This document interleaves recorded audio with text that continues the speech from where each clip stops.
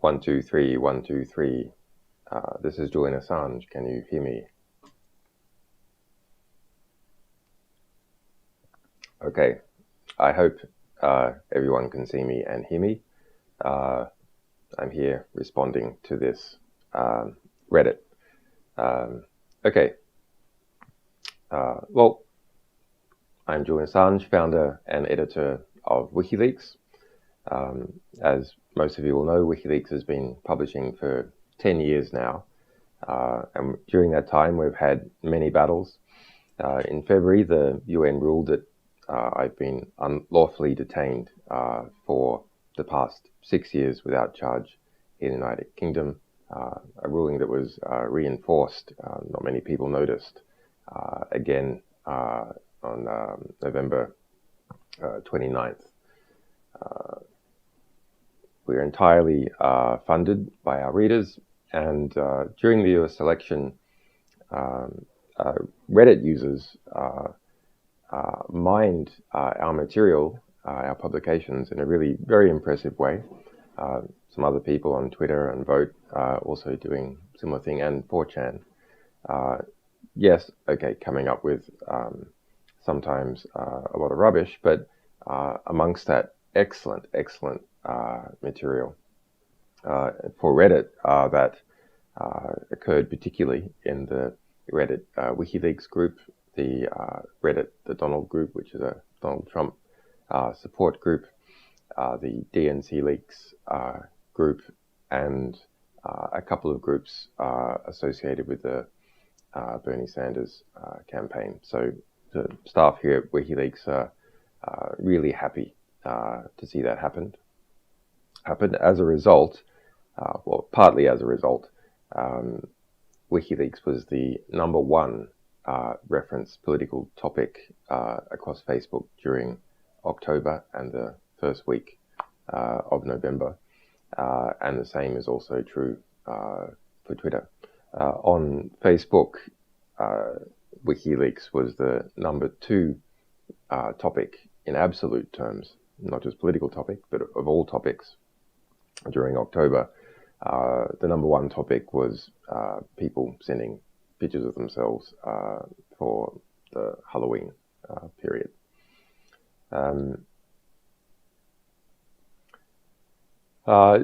We have an enormous publishing year ahead, something really very important and special, and will be difficult for this organization. The difficulties have already started.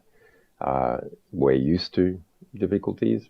A lot of the staff quite like that feeling of challenge. The difficulties for me have been pretty much the same the last few years. That's tough, but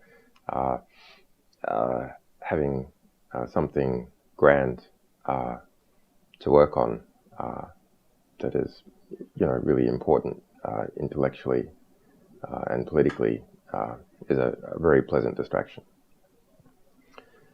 So people, I'll go through the listed questions strictly in order of vote, provided there's no duplicates, and people can transcribe my answers, and we will cut and paste the best transcriptions into my comments posted on here, so there's a nice written record as well. And by best, I don't mean the transcriptions which have every R that I make, but rather the ones that are the easiest to read and the most faithful to the ideas being expressed. Okay, I'll just summarize all that again. Okay, my name is Julian Assange. I'm the founder and editor of WikiLeaks. As many of you know, WikiLeaks has been in the news quite a lot this year. We've been going for 10 years. We're entirely funded by our readers and publication sales. We've had many battles. A lot of those are still ongoing. We have about a dozen court cases, us suing people, filing criminal charges against the US government, and the same thing happening back in the other direction. On February the 5th this year, the United Nations announced the result of 18 months of litigation by me against Sweden and the UK, and they lost. And the UN ruled that I am being illegally detained without charge, and I should be immediately released. That the UK tried to appeal, and it lost the appeal on November 29 this year. It wasn't widely reported because it came out on a Friday, but a major victory for us. So during the US election, many Reddit users produced scoop after scoop based on our material. So we published a lot of material, we did analysis and promotion ourselves, but to analyze about 50,000 documents during a few months is actually impossible for journalists, even if they were so motivated. There's just not enough of them.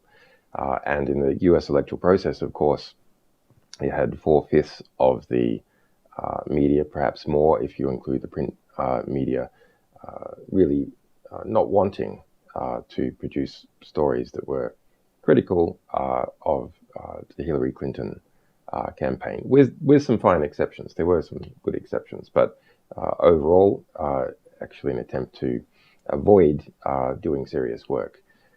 But the results of that mining on Reddit and a few other places, but principally Reddit, is that those discoveries were then picked up in social media and in the conventional press.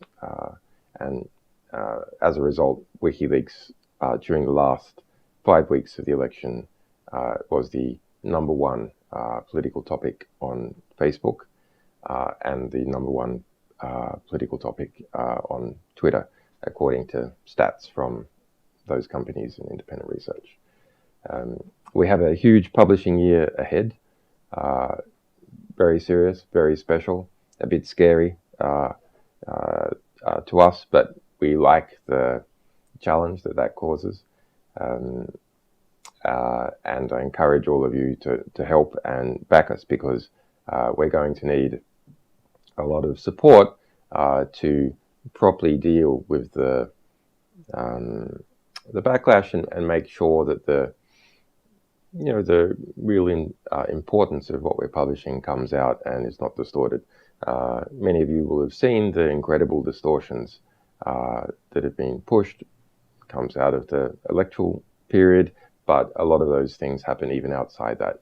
It's natural if you're a publishing organization who specializes in exposing powerful institutions and governments. Well, they're powerful by definition, right? And the media, establishment media, by definition, is used to project the perception of the establishment, that, broadly speaking, that the establishment wants. So it's one of the tools used by the ruling class to cement their rule. Noam Chomsky has and Herman have put it this way, which is the press is to democracy as the truncheon is to dictatorship.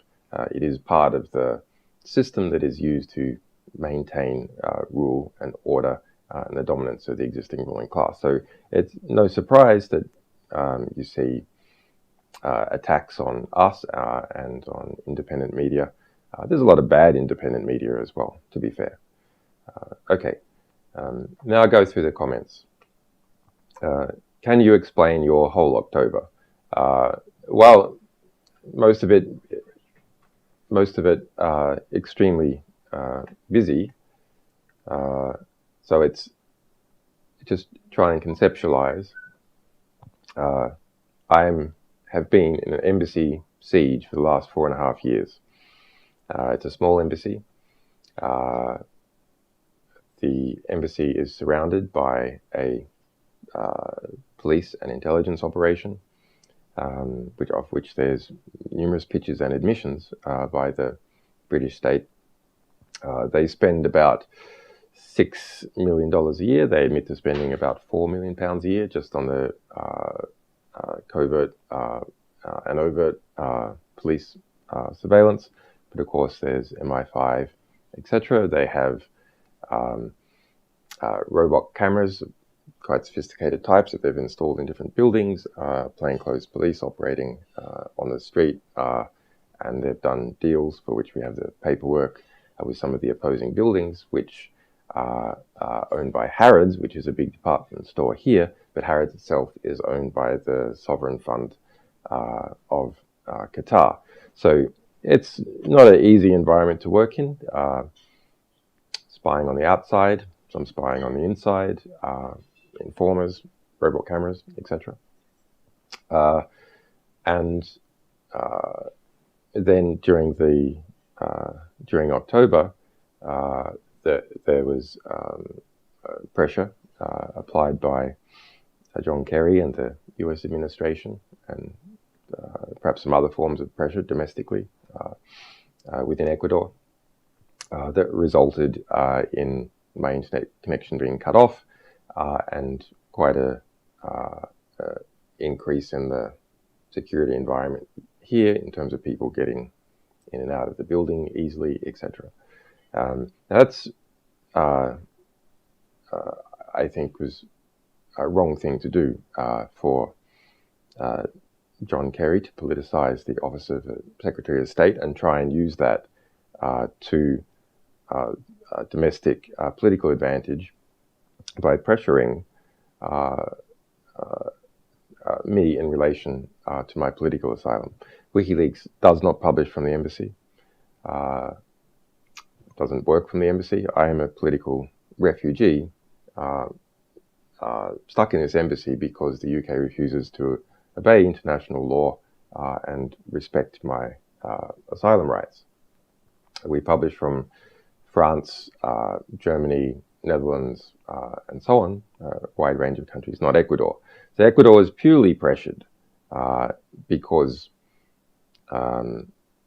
they are responsible for my physical security as a political refugee, which is pretty disgraceful. To be fair to Ecuador, Ecuador has denied that they were pressured. That's not what our sources say.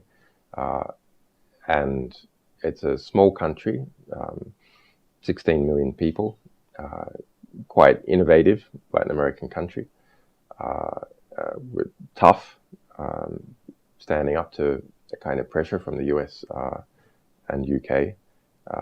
But it has its own election, February 17, and you can see that it wouldn't want an allegation that it had interfered, which it hasn't, with a US election being used as an excuse by Hillary Clinton, who was the predicted president, to interfere in the election in Ecuador. So quite a tense security and diplomatic situation. In terms of the security situation, yes, there were conspicuously armed British police, which I took a photo of and which we published, parking their vans right next to the embassy, which they haven't done since back in 2012 when the first kind of standoff was in the embassy. So it's a kind of, show of force, presumably to make some kind of pressure for WikiLeaks to stop publishing. But we're set up to continue on regardless of what happens to me. No one person in WikiLeaks can become a single point of failure. Why? Well, because we don't want to fail, number one. Number two, because if that person is perceived to be a single point of failure, it's dangerous for that person.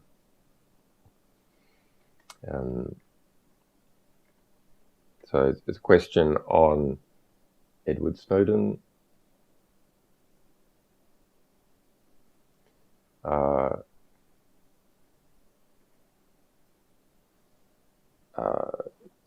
Full publication, limited publication, etc. And do we differ in our perspectives? Well, Edward Snowden is a whistleblower. He committed a very important and brave act, which we fully supported to the degree that I arranged with our legal team to get him out of Hong Kong and to a place of asylum. Now, not a single other media organization did that, not The Guardian, which had been publishing his material, not Amnesty, not Human Rights Watch, not even any other institution from a government. So WikiLeaks, as a small investigative publisher, which understands computer security, cryptography, the National Security Agency, which I've been publishing about for 10 years, more than 10 years, and asylum law because of my situation. So we can't have a situation where Edward Snowden ends up in a position like Chelsea Manning and is used as a general deterrent to other whistleblowers stepping forward. And he would have been imprisoned at any moment in Hong Kong, and would have then been sold to the world as, well, look, if you're trying to do something important as a whistleblower, your voice will be stopped, you'll be placed in prison in very adverse conditions. We wanted the opposite. We wanted a general incentive for others to step forward. Now, that's for philosophical reasons. It's because we understand the threat of mass surveillance. But it's also very understandable for institutional reasons. WikiLeaks specializes in publishing what whistleblowers reveal. And if there's a chill on sources stepping forward, that's not good for us as an institution. On the other hand, if people see, yes, it's good for sources to step forward, then there'll be more of them. On the full publication versus extremely limited publication, well, Edward Snowden hasn't really had a choice. He has had various views that have shifted over time, but he's in a position where we made sure that he had given all his documents to journalists, Glenn Greenwald principally, but also some to Guardian, before he left Hong Kong, because both Edward Snowden and I assessed that it would be a kind of a dangerous bait for him to be carrying laptops with material on it as he transited through Russia to Latin America. That might be something that would cause the Russians to hold him. So we made sure he had nothing. So actually, since the point of those initial disclosures, Edward Snowden hasn't been able to control how his publications have been used. He's been a very important voice in talking about the importance of different aspects of them, but he's had no control. The result is that more than 97% of the Snowden documents have been censored.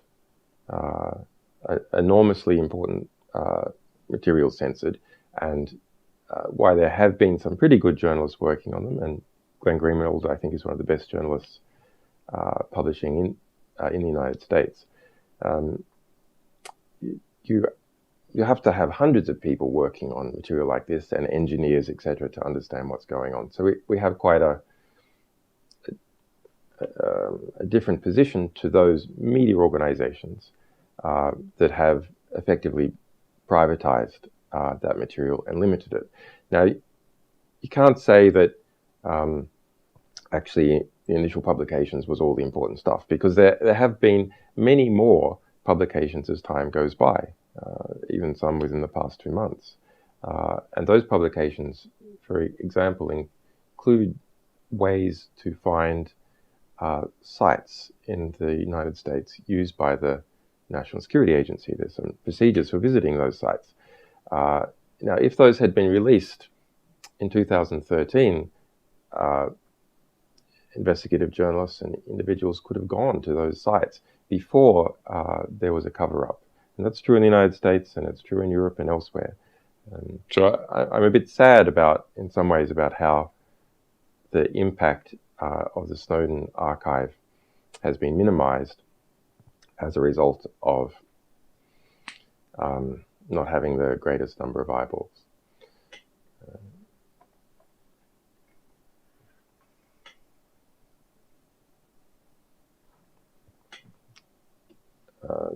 Too many people in the overall general public have the mindset, if I have nothing to hide, then I have nothing to fear in regards to privacy. This is absolutely false. I'm reading question.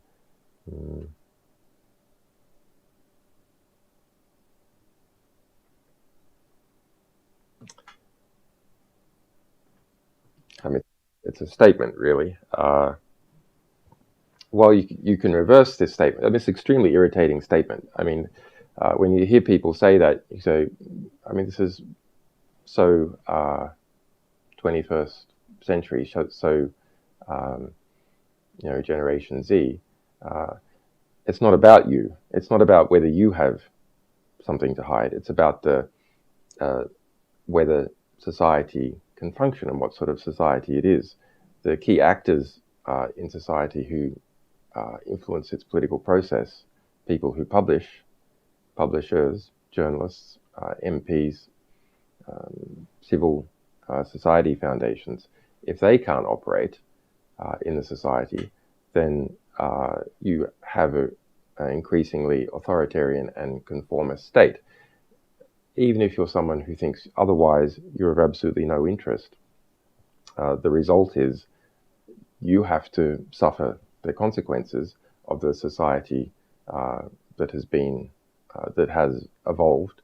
Also, you're not an island. So when you don't protect your own communications, it's not just about you. You're not communicating with yourself. You're communicating with other people, and you're exposing all those other people. And even if you assess at the moment that they're not at risk, are you sure your assessment is correct? And are you sure they're not at risk going into the future? I think the biggest problem with mass surveillance actually is that the knowledge of mass surveillance and fear about it produces intense conformity. So people start censoring their own conversations, and eventually they start censoring their own thoughts. So it's not enough to create fears about mass surveillance. One, at the same time, has to create understanding of how to avoid mass surveillance, or understanding that at the moment, most of the mass surveillance authorities, like the National Security Agency and the organs it feeds, are pretty incompetent. That can change as artificial intelligence merges with mass surveillance, where those data streams from the NSA and PRISM program are massaged by artificial intelligence.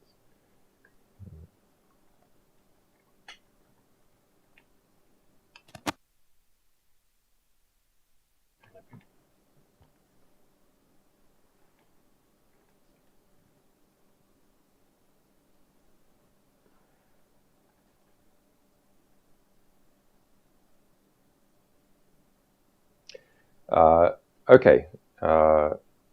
It's a question from Sam C0. And have you seen the WikiLeaks post on Twitter saying that they're thinking about making a list of very verified Twitter user, complete with full name, addresses, phone numbers? Seems a bit silly to me. Well, of course we didn't. It's a false story. WikiLeaks never posted any such thing on Twitter. The primary WikiLeaks support group, WikiLeaks Task Force, said we are thinking about creating what data points are needed to create a map of ingredients, a map of predictors to understand the relationships between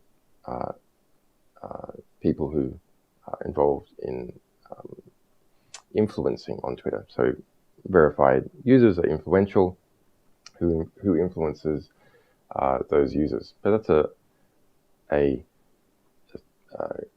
discussion question.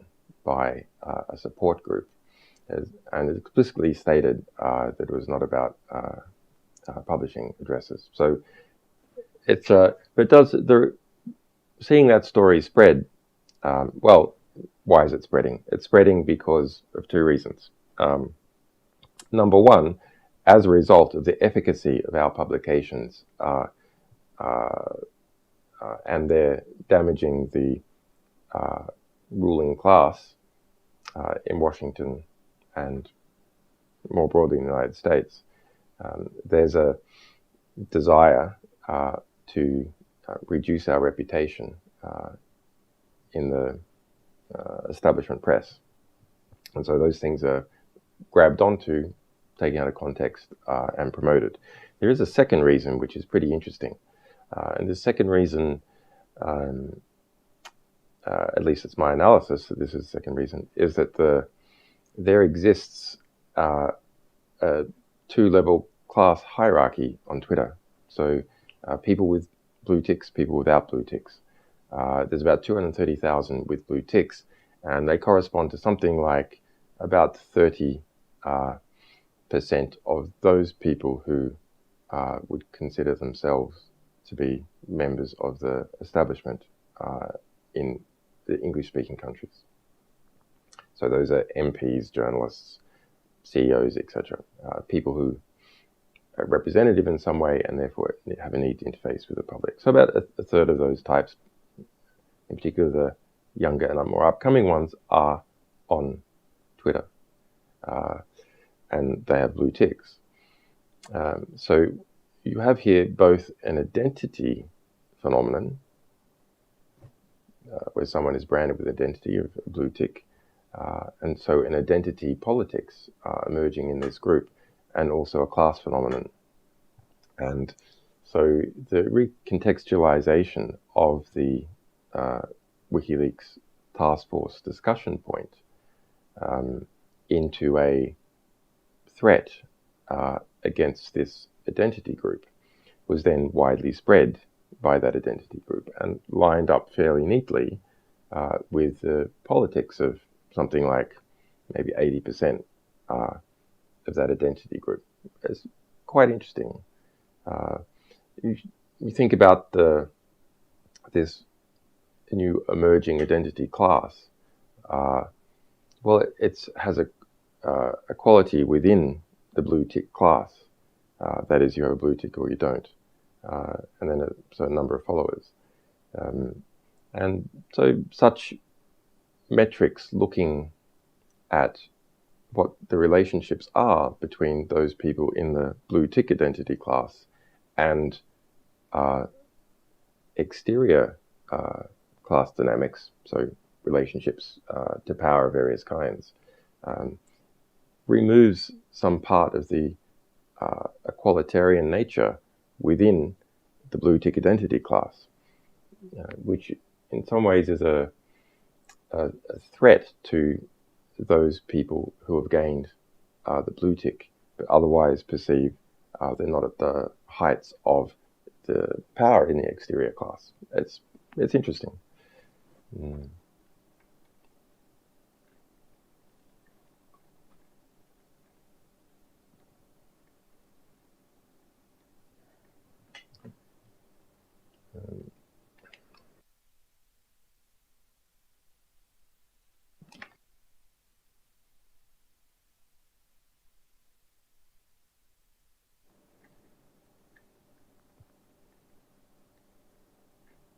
It's a bit difficult to pick. The points on these questions are changing extremely rapidly, so it's a little hard to respond to them all in order.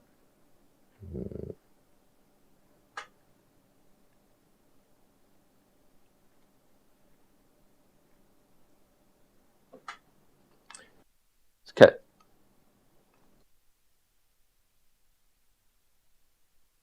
I'm going to just go to the bottom of these questions because they're changing to scoring quite quickly. So there's a question about that I said in August that we have some information on the Republican campaign, but it's from the point of view of investigative journalists, it's pretty difficult to deal with, to compete with what Donald Trump what he says. So yes, we did. We received a couple of company registration extracts, and then our team looked at them, and they were already public. So it was already public information.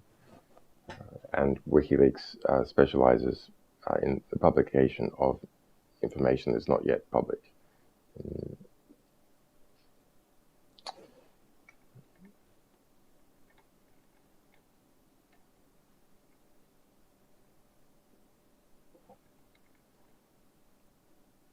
Why release the emails in a constant trickle near the end of the campaign?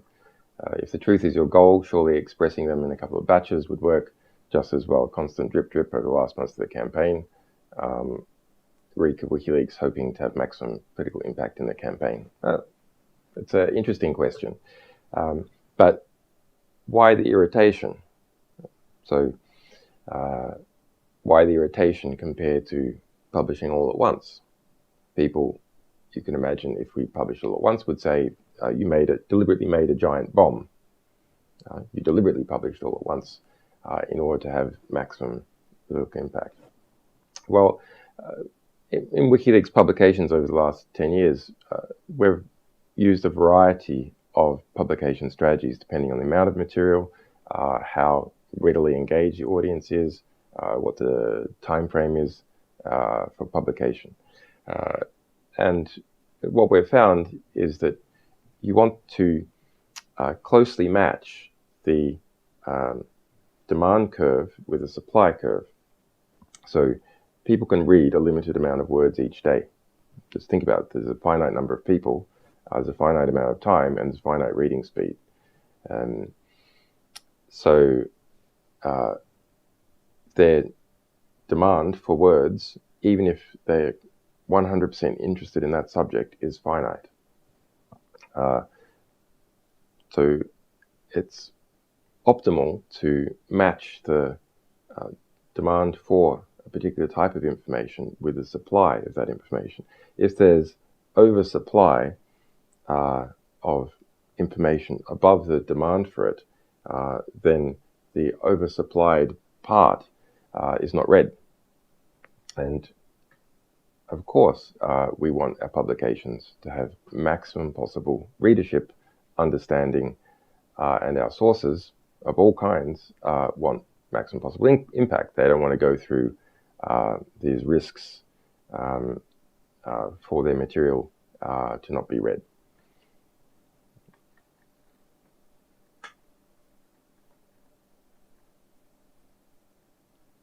I have to say, on the strategy of our publication across with our US election related documents, we're pretty proud of it, actually. There's limited time, limited resources. Yes, we could have done things slightly differently if we had more money, more staff, etc. But within our resource constraints, we put together, I think, a pretty kick-ass publishing schedule designed to maximize uptake, readership, engagement, and knowledge extraction from our publications, designed deliberately to make it hard to spin what we were publishing. What do I mean by that? Well, in this particular case, we have the Democratic campaign of Hillary Clinton and her associated media allies doing everything they could to spin what we were publishing. And I know how this works. If there's knowledge that WikiLeaks is going to be publishing, say, over a month-long period, then a crisis team is set up. We've had a number of those WikiLeaks war rooms and crisis teams set up against us by different governments and companies, Bank of America to the Pentagon, the State Department. And they get ready each morning wait for our publication, and then they try and spin it. So insofar as our publications are at all predictable, that spin can be lined up ahead of time, and those war rooms can be resourced. So we made sure that what we were going to publish was unpredictable. When we were going to publish, it was unpredictable. How much we were going to publish each day was unpredictable. That we had both a human element looking closely at what was happening with the news and finds on Reddit and so on, and an algorithm which also introduced cryptographically secure noise into publication decisions in relation to amounts and timings, and making that decision on the fly, not a month ahead of time with a schedule all planned out. Why? Because if we were hacked, we didn't want, in this case, our algorithm, the stochastic terminator, its programmatic output to be known in advance, because that would permit the Clinton campaign and others to attempt to counterspin our publications at each moment. And we want our publications to be as unspun as possible.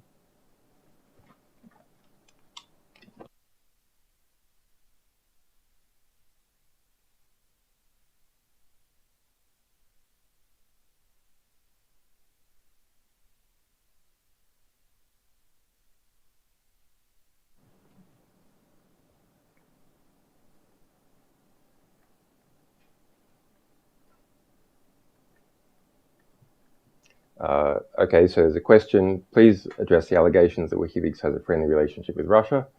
The timeline, blah blah blah. So I've seen this rubbish again and again and again. Let's pull back and understand what's going on. WikiLeaks has published more than 10 million documents over 10 years. We have a 100% accuracy rate on authenticating our publications. Everyone in the media knows that we have a 100% accuracy rate.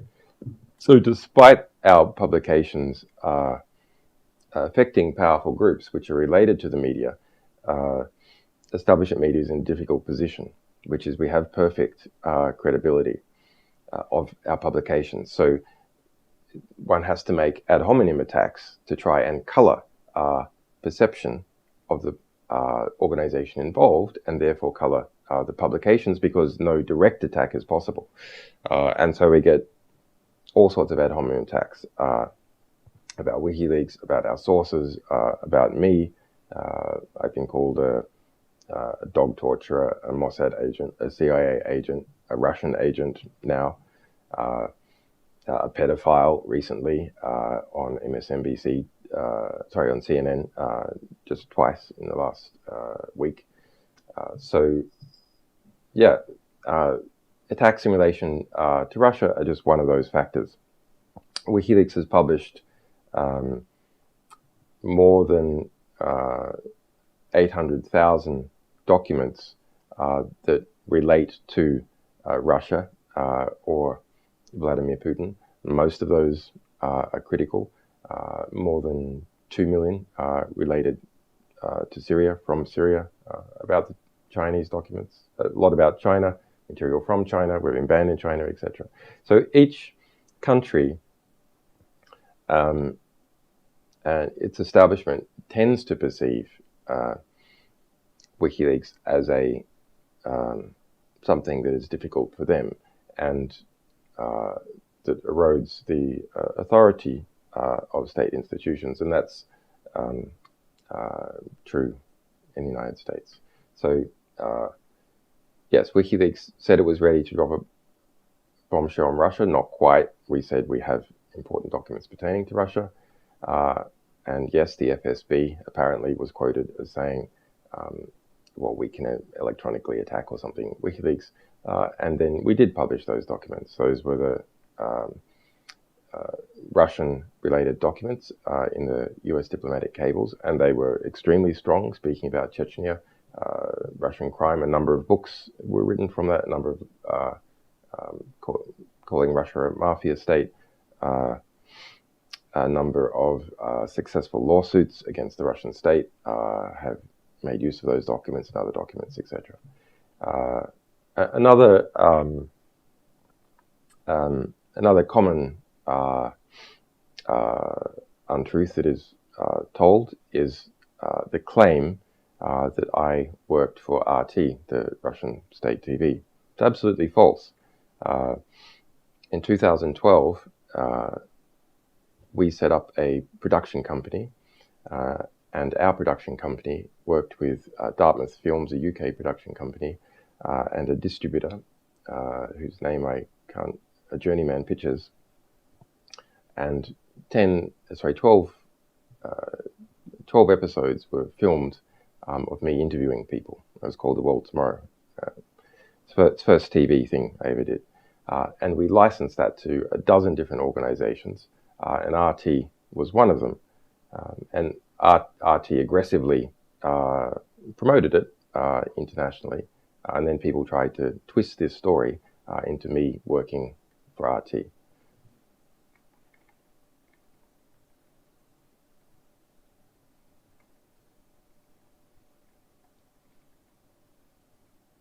Question: Am I in direct control, editor, author of WikiLeaks.org, WikiLeaks Twitter, WikiLeaks Task Force, etc., etc. Why the change in tone?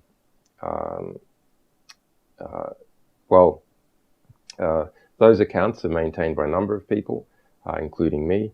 I'm the editor and publisher of WikiLeaks, so formally I have all the control, blame, and responsibility, and unearned credit for what we do. Yes, of course, if there's a difficult situation at the embassy or the internet is cut off, it changes, if you like, the amount of the speed at which I can have input into the rest of the team. So you might see a slight shift, but I have full confidence in my people. I mean, they've gone through hell and back with me. They're really tough, smart people. Incidentally, when you look at how tough they are, so when my internet was cut off here, and there's also problems with radio signals coming out of this embassy, it was a difficult time, lots of pressure, and lots of pressure on WikiLeaks itself.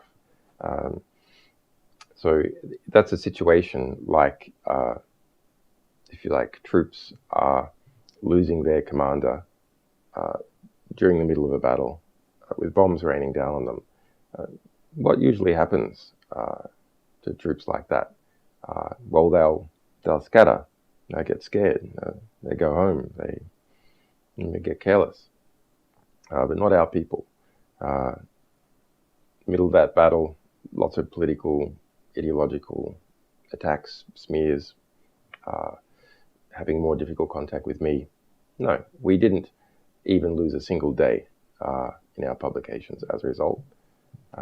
And that comes about because of planning and because of the experience and robustness of the staff of WikiLeaks. And exterior support also, of course, keeps our spirits up.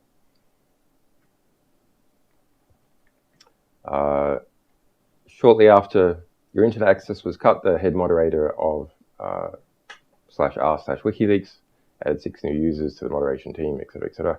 We don't know anything about who's moderating Reddit. Reddit has, as most of you will know, censored things from time to time. It's owned by Condé Nast. It is perhaps the place for the traditional media, which is owned by the traditional media, or media holding, which has the greatest freedom of expression, but Reddit is not free from censorship. We've seen that many times. On the other hand, it's fairly easy for people to constantly repost things that are being censored.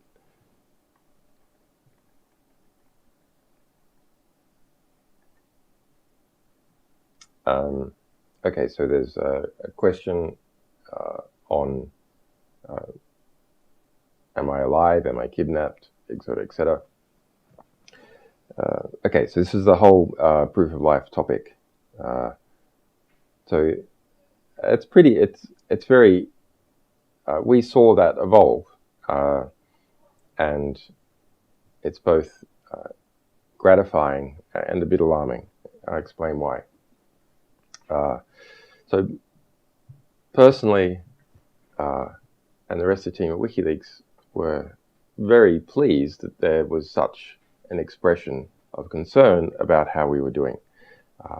We expected all these attacks, and if you looked at my public statements and some of the statements tweeted by WikiLeaks in the lead up to my internet being cut off, and to that difficult diplomatic situation, we were saying, the attacks are going to come in. We're going to need people to defend us.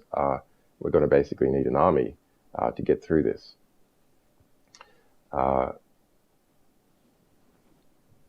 And then the concern for how I was doing and why I wasn't being seen, etc., arose. So the answer to this proof of life question is that we're interested in something quite different. So anything that we did that claimed to be some kind of proof of life would be to set the precedent on what a reduction, what mechanism could be used to reduce concern. So the calls, for example, that I issue a PGP signed message. Okay, well, it's fine if you can understand that it's me who's issuing the PGP signed message, but a PGP signed message doesn't tell you who has issued it at all. It's just a claim message. So let's look at what kind of precedent we would be setting. We'd be setting the precedent that when there's a concern about whether one of our staff has been kidnapped, or me, that concern can be alleviated simply with the issuing of a message of text, which is coupled to a particular cryptographic key. Now, if WikiLeaks is under serious threat, then it's quite possible it might lose control over its keys. And the reality is it's quite hard to protect keys from that kind of interference. The way WikiLeaks manages its keys is its submission keys, for example, they are not used to sign messages. But even if they did sign a message in this case, what would it be saying? It'd be setting a precedent that could be very dangerous in the future. You don't have to, if you like, produce the person and show that they're not under duress. You can either hack a WikiLeaks key or take control of infrastructure or take control of a person and then have them, or rather claim that they had produced some signed message. So we're much more interested in creating a precedent for proof of life, creating a precedent for proof of freedom from duress, or making it hard for our people to be under duress. And the best way to do that is live video. Because even if you were under duress, and there's various forms of duress that could be applied, if it's live, you've got a few seconds to put things out. You can slip in code words into what you're saying. I'm not, by the way. I'm not, but you could slip in code words into what you're saying that people, your people, could then see. Yes, I'm alive and free from duress, but I am in a very difficult situation. I have been for 6 years. Let's not think that I'm not in a difficult situation. As I explained, this embassy is surrounded by a high-tech police operation, intelligence operation. it's a really difficult situation. Haven't seen the sunlight in 4.5 years. It's a tough situation. I'm tough, but you know, you should be concerned about the situation.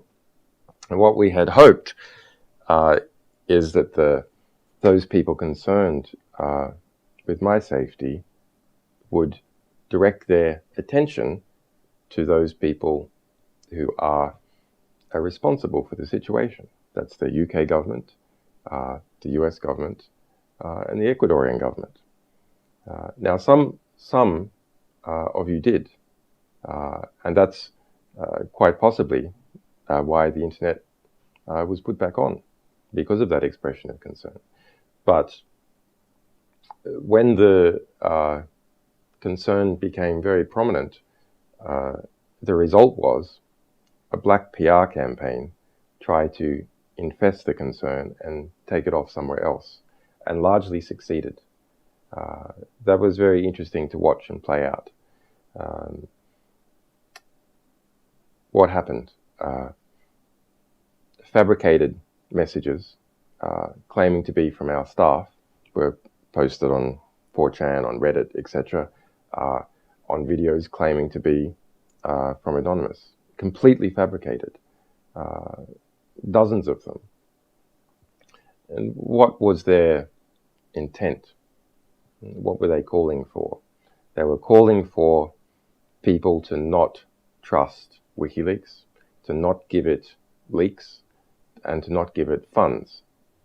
I mean, it's obvious who benefits from the production of such a black PR campaign. And it should be obvious in hindsight to all those people who are trying to support me that those type of messages were deliberately intended to undermine WikiLeaks and, in fact, undermine my support. So just if this sort of thing happens in the future, think to yourselves, is what is claimed undermining the ability for WikiLeaks to operate, the ability for it to get new information, and the ability of it to financially support itself? And if the answer is yes, then you should be extremely skeptical about what the claim is. Okay. But we are, having seen how concern for us can be manipulated and misled, but also the degree of concern, we now have a game plan for if this kind of thing happens again, and are pleasantly confident about the kind of worldwide support we can get if we get a similar type of attack again in the future.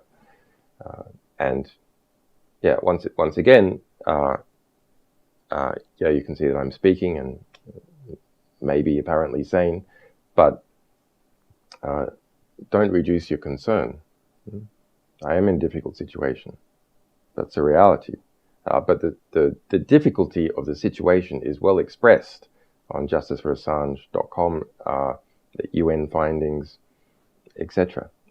WikiLeaks itself is also, its staff are in a difficult situation, constantly spied upon, harassed, etc. So yeah, support us now. Don't wait until we are in a difficult situation that might be difficult to get out of. Make sure we're strong now, going into difficult situations as a result of what we publish.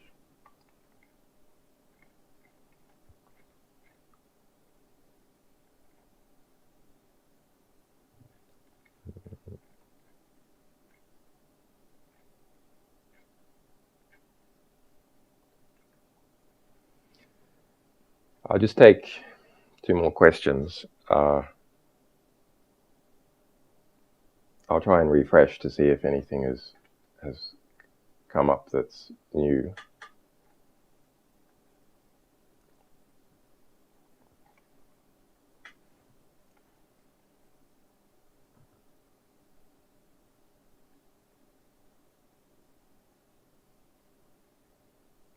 There's a question at the top about collateral murder and supercomputer time. I can't confirm or deny anything relating to our sources there. However, yes, there is a disappeared video, and that video is on the Guarani massacre. Over 80 children killed in a US airstrike in Afghanistan, and more than 100 people. Quite a serious video. And you can, if you search for Assange affidavit, you read an affidavit about how Sweden conducted an intelligence operation on September 27th, 2010, to seize 3 laptops, not the highest security laptops, backup laptops that were encrypted, but which ended up being the only copy that we had of that video. We had other copies, and they were also attacked. So it's a great, a great sadness from us that this terrible proof of a war crime has been possibly lost to history as a result of very difficult attacks on us. It's something that we're a lot less susceptible to now because we have a bigger infrastructure.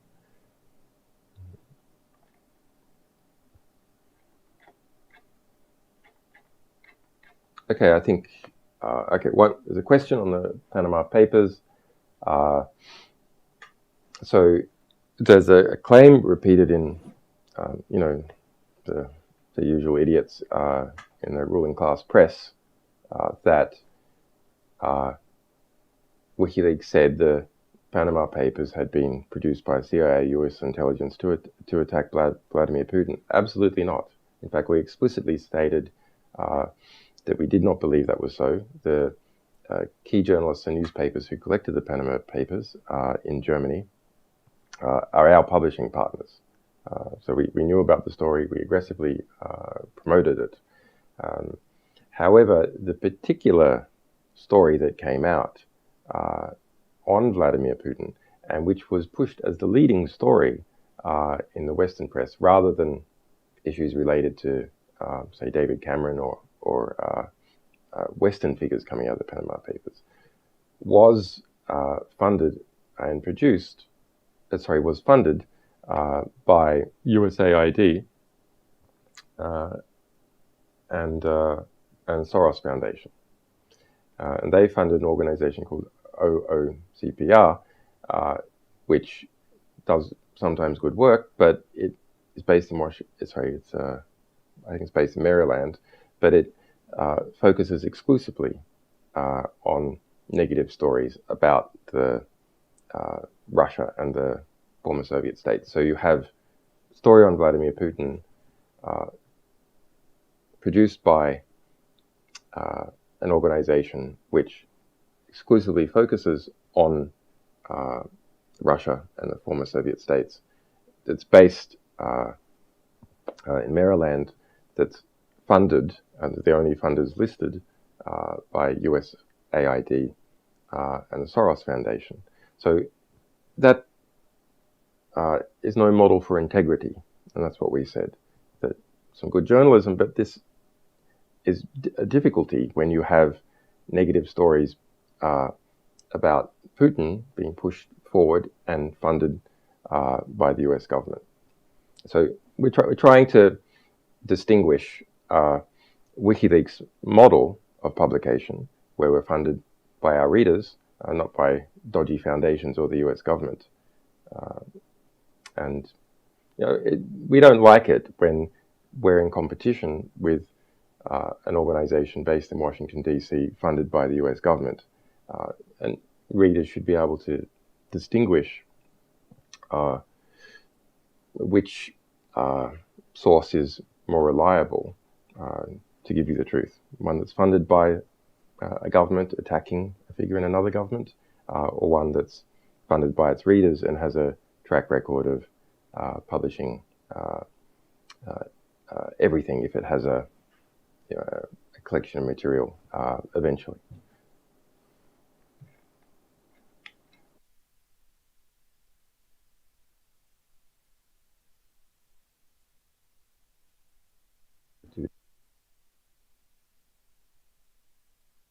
Okay, there's some people saying I should, because of the advances in technology in relation to video editing and audio, etc., that I should try and do something that is establishes what I'm saying now, as opposed to these questions were planted and said from some time ago. Well, I have to say, it is a little bit silly. Not in relation to us being under pressure. We have been under a lot of pressure, but we're very good at resisting pressure. But in relation to whether I'm alive or kidnapped, actually it is a bit silly. So if you look at people like John Pilger, for example, long-term friend of mine, runs my defense fund, is a famously brave investigative reporter. My lawyers, close friends, people like Laurie Love, the Ecuadorian government. If you think about the number of people who would actually have to conspire and the amount of work that would have to be done to produce these false images, there's too many. That's a social proof, and to understand that, one needs to look at the costs and understand the costs involved in trying to pull together all those people and trying to keep a lid on them and engage in all this kind of fabrication technology, which does not yet exist in a capacity, as far as anyone can tell, in a capacity to do what is done. To do all that, that's the cost. And then, but for what benefit? That's an interesting question. So in thinking about real-time proof of life, well, intellectually the most interesting one is to take the most recent block in the blockchain, in the Bitcoin blockchain, give the number and at least 8 digits or something of the hash, and then maybe to spell out this hash by sign language. That's kind of intellectually entertaining, but what is the problem with it? Well, let's see if I can get a recent hash. While it's intellectually entertaining, the problem with it is this: it's very complicated, the underlying technology, and so it has the same flaw that sophisticated voting machines have, cryptographic voting machines, which is the average person can't understand whether the security claims are in fact borne out. Now, experts might be able to, but the average person can't. And so then you're back to a social proof. Does the average person trust the expert? And then how do they know that those experts are really experts that haven't been compromised? So in fact, while it's intellectually entertaining, it's not at all a good type of proof of currency. But I'll give one anyway. So this is block 445706, and the hash is 17837487892ECB49.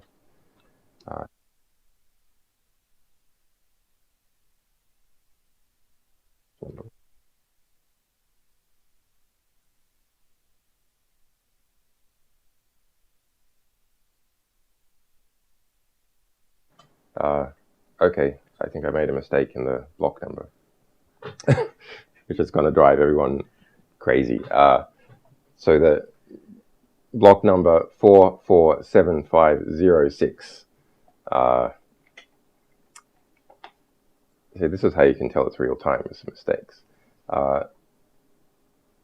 Hash 1783748677889CAA92ECB49. Okay, intellectually entertaining. You don't actually have to read out the whole hash number. Maybe 8 digits or something combined with a block number would be enough to show currency within a 10-minute hour period, something like that. But actually, the better way to show currency is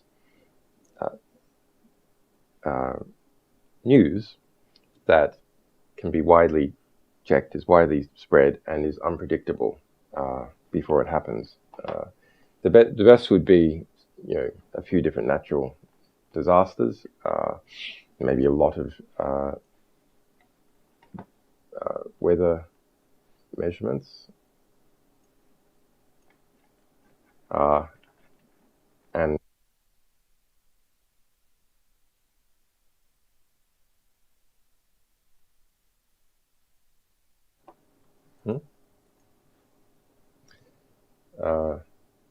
and are we unmuted?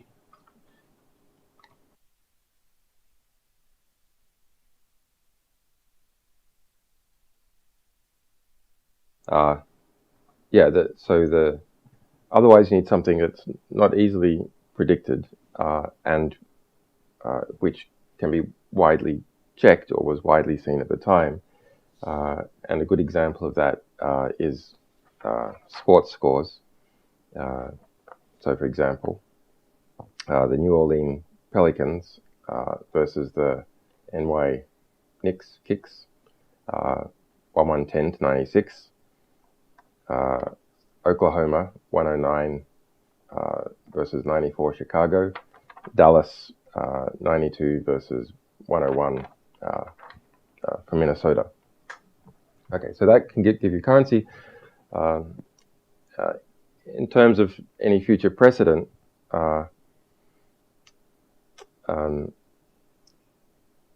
if I disappear or someone else disappears, the answer to whether we're okay and under duress is given by two things, or should be given by two things in future. Number one, by lawyers, friends, publicly associated close friends, people who fund my defense campaign. So let's look at those. John Pilger, the Courage Foundation, people associated with it, by lawyers such as Jennifer Robinson, Margaret Ratner in the United States, Melinda Taylor, and the ability to do live interactive video where someone, even though theoretically they could be under duress, can interject in the stream quickly to say such a thing, or to, give a variety of messages in a live way, which each one is not comprehensible at the time that it is said, but the last one, if you like, provides the conceptual key to decrypt them. I'm not doing this now. I'm not doing this now. So, yeah, I very much appreciate the support. It had some good effects. I think it probably contributed significantly to restoring my internet. A lot of that well-intentioned support was waylaid by a black PR campaign. So don't let that happen again. And that's it. Thank you, Reddit. Thank you, Redditors, for spending so much time on our material. Yeah, we're really, really happy with it. Thanks.